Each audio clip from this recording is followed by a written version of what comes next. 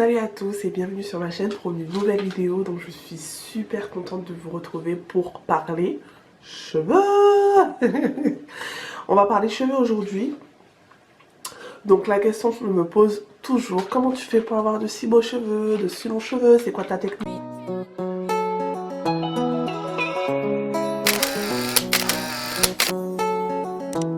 Je suis trop contente de filmer aujourd'hui, ça fait très longtemps que je n'ai pas filmé.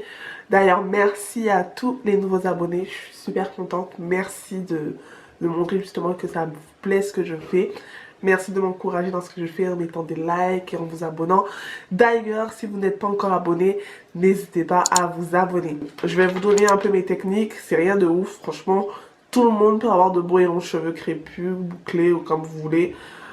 Il n'y a rien de sorcier dedans, il n'y a rien de compliqué. Franchement, moi je fais le strict minimum, strict nécessaire. Faut pas croire en fait que je fais un truc de ouf. Pas du tout, je suis pas youtubeuse qui est 10 000 produits, qui essaie tout, qui fait des masques de ouf. Pas du tout. Je suis pas ce genre de personne là et je pense que il est temps de couper ce mythe où on se dit pour avoir de bons et longs cheveux, il faut beaucoup de produits, beaucoup s'y connaître ou autre. Non du tout. Il faut être simple, radical et précis. Donc aller à l'essentiel. Donc le but c'est la pousse, le but c'est qu'il soit fort, le but c'est qu'il soit beau. Donc on fait ce qu'il faut sans avoir besoin de faire un maximum de choses qu'on n'a pas besoin. Souvent c'est des choses super futiles. Donc moi je vais vous dire ce que je fais. Pour ça, ce sont des choses vraiment très simples. Il faut savoir qu'avec les cheveux, je vais très rapidement et très simplement parce que comme vous le savez, je suis maman, j'ai pas beaucoup de temps et quand je fais les soins ou autre chose, il faut que ça aille vite et il faut que ce soit efficace parce que le but c'est pas de faire des soins que ce soit mal fait et que au final, je perds plus de cheveux qu'autre chose.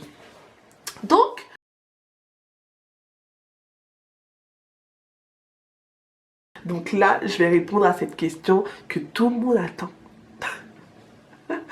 Donc long, beau et fort et en bonne santé. Tout d'abord, pour qu'il soit long, ce que je fais.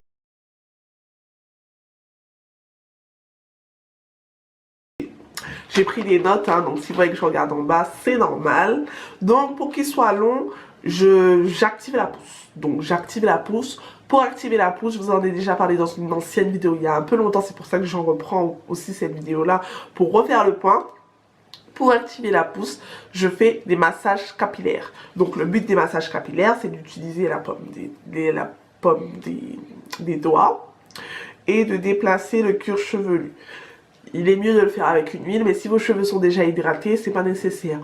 Le mieux c'est de le faire avec une huile qui active la pousse, telle que l'huile de moutarde ou autre. Mais moi, je vous avouerai que moi, je n'utilise pas ce genre d'huile. C'est vraiment quand je vous dis, je vais au simple, au plus simple. Là, je peux pas mieux faire. Donc moi, j'utilise des huiles que j'ai chez moi, soit l'huile de ricin, soit l'huile d'acarapate, l'huile d'olive que j'utilise et je fais mon massage capillaire avec. Donc, comme vous pouvez le voir, moi, j'ai pas de problème d'alopécie devant mon cuir chevelu. Donc aussi si vous en avez des problèmes d'alopécie ou non, pour éviter justement la casse ou autre, n'hésitez vraiment pas à faire des massages au niveau des tempes pour justement réparer ces casses là qui ont été causées soit par les coiffures ou autres. Donc faites des massages capillaires, rien de mieux, ça vous fait du bien et ça vous permet justement de pouvoir à ce moment là activer la pousse. Qu'est-ce que je fais encore? Donc, j'évite de couper mes cheveux. Parce que oui, on va penser qu'il faut constamment se couper les cheveux. Tout dépend du besoin. Donc moi, j'étais dans une optique de ne pas avoir de longs cheveux pendant une époque. C'était d'avoir énormément de volume. Aujourd'hui, comme vous pouvez le voir, j'ai beaucoup de volume et de la longueur avec. Donc pour ça, je coupais tous les 2 mois, voire tous les mois, mes pointes ou mes cheveux pour avoir un maximum de volume. Et pour que le soin ou que ma routine capillaire soit beaucoup plus simple, le fait d'avoir des cheveux beaucoup plus courts. Faut savoir qu'en fait, si vous voulez avoir des longs cheveux, vous pouvez pas vous amuser à couper vos cheveux tous les 2 mois ou tous les mois. Et effectivement, il faut couper ses cheveux. Surtout si vous avez des fourches, vous avez des pointes d'abîmés, il faut les couper. Sauf que si votre objectif c'est de maintenir de la longueur, vous ne pouvez pas vous amuser à couper constamment vos cheveux. Donc évitez de couper vos cheveux. Donc à ce moment-là, pour éviter d'avoir des pointes trop abîmées, ben, vous concentrez vraiment aussi sur les pointes lors de vos masques ou de vos soins capillaires. Il ne faut pas oublier les pointes parce que les pointes sont capillairement les cheveux les plus anciens, donc les cheveux qui sont le plus abîmés, qui vont plus souffrir, comparé aux cheveux qui sont plus rapprochés du cuir chevelu. Donc concentrez-vous aussi sur vos pointes pendant vos soins pour justement éviter que les cheveux, ils n'aient pas le maximum de soins qu'ils ont besoin, surtout quand ils sont abîmés au niveau des pointes. Parce que quand vous atteignez une longueur qui vous fait toucher, justement, que vos cheveux touchent votre corps, il y a le frottement aussi capillaire qui peut causer aussi des fourches. Donc, évitez de couper vos cheveux trop souvent pour maintenir de la longueur. Qu'est-ce que j'ai fait encore? Le démêlage. J'évite de démêler mes cheveux trop souvent. Donc, il faut savoir que je démêle mes cheveux une fois par mois à peu près. C'est le nombre de soins que je m'accorde parce que je n'ai pas de problème de pellicule et mes cheveux ne se salissent pas beaucoup. En été, je me lave plus les cheveux, mais là, en hiver ou quand il fait froid, je n'ai pas la nécessité de pouvoir me laver les cheveux constamment. Donc, une fois par mois me suffit. Par contre, si vous avez des pellicules, des démangeaisons capillaires ou que vous utilisez des produits très chimiques tels que le gel ou autre plaquer vos cheveux, je vous conseille de vous laver les cheveux plus souvent. Moi, j'utilise très rarement le gel. Et c'est l'avantage que j'ai. Donc, déjà parce que le gel, j'aime pas trop l'effet qu'il y a sur mes cheveux. Et c'est surtout que j'ai pas forcément envie d'avoir une coiffure super slick, super plaquée. Donc ça me dérange pas de faire des coiffures au quotidien sans que j'ai du gel. Mais si vous mettez du gel et à ce moment-là que vous mettez énormément de produits dans la semaine sur vos cheveux, je vous conseille de vous laver plus souvent les cheveux. Et comme moi, c'est pas ce que je fais, je peux tenir largement un mois. Mais tout dépend en fait. Si j'ai le temps de pouvoir faire mes soins 2 semaines et que je sens que j'en ai le besoin ou que j'ai envie de partir sur une nouvelle coupe ou mettre du gel, je me lave les cheveux. Tout dépend. Je peux me laver les cheveux tous les 2 semaines, tous les mois, toutes les semaines. C'est très rare que je me lave les cheveux toutes les semaines. Je vous conseille justement d'éviter de vous laver les cheveux toutes les semaines. Mais comme je vous dis, tout dépend de vos cheveux, si vous avez des pellicules ou pas, si vous avez des démangeaisons et si vous utilisez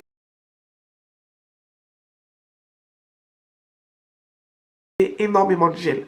Donc, voilà ce que je fais pour maintenir ma longueur. Maintenant, on va passer au cap pour avoir des cheveux en bonne santé, ce que je fais.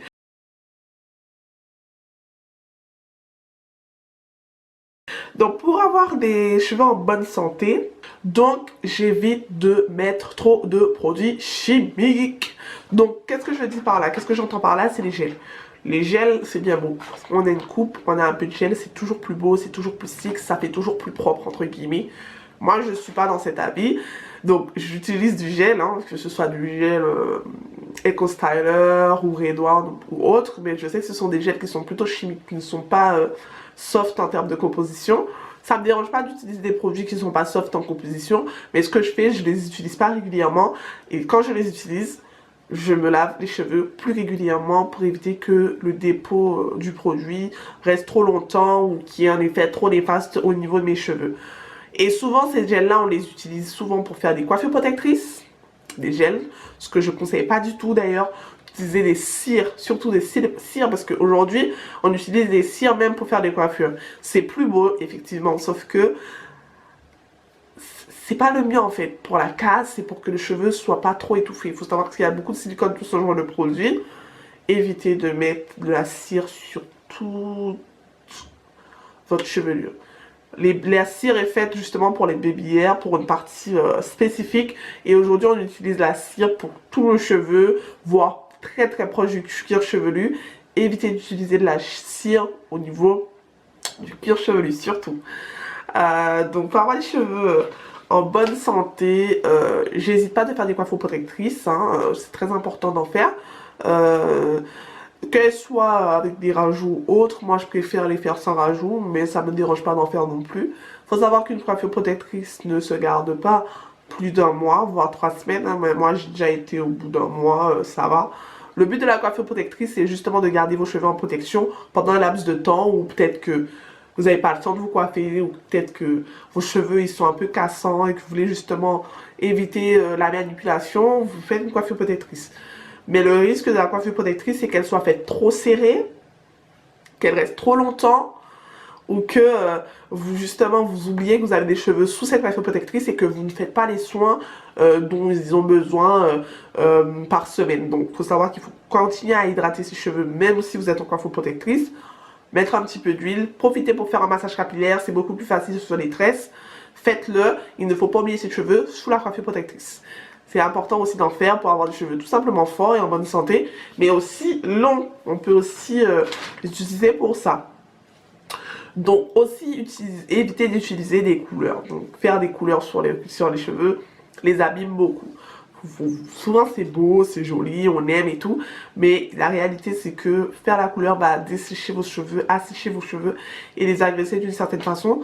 Donc si vous voulez avoir des cheveux en bonne santé, il faut éviter au maximum d'utiliser des produits décolorants ou colorants.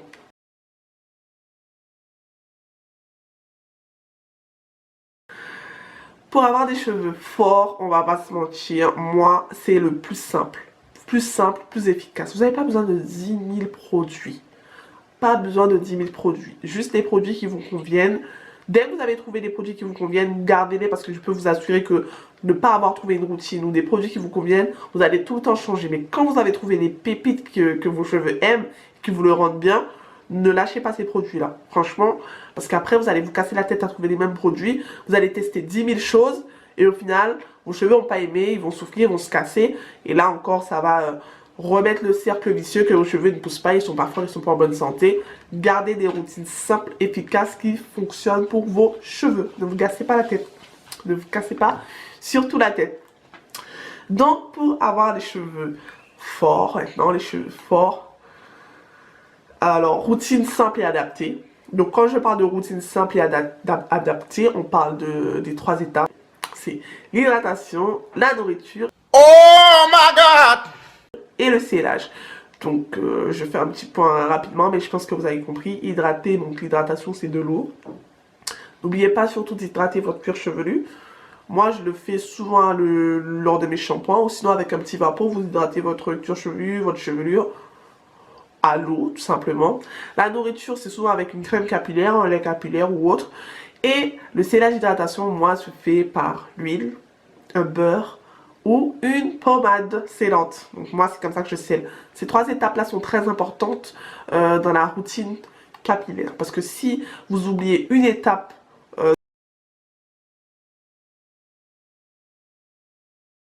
dans les 3, c'est comme s'il manquait quelque chose. Du coup bah, l'hydratation de vos cheveux ne sera pas maximisée. Et pour garder une bonne hydratation et des cheveux malléables, faciles à coiffer, fort et en bonne santé, il faut que les 3 étapes soient réunies et surtout pas oublier dans l'ordre qui vous convient le mieux, parce qu'il y a plusieurs ordres, mais c'est important de faire au moins les 3 étapes pour que vos cheveux soient correctement et suffisamment hydratés.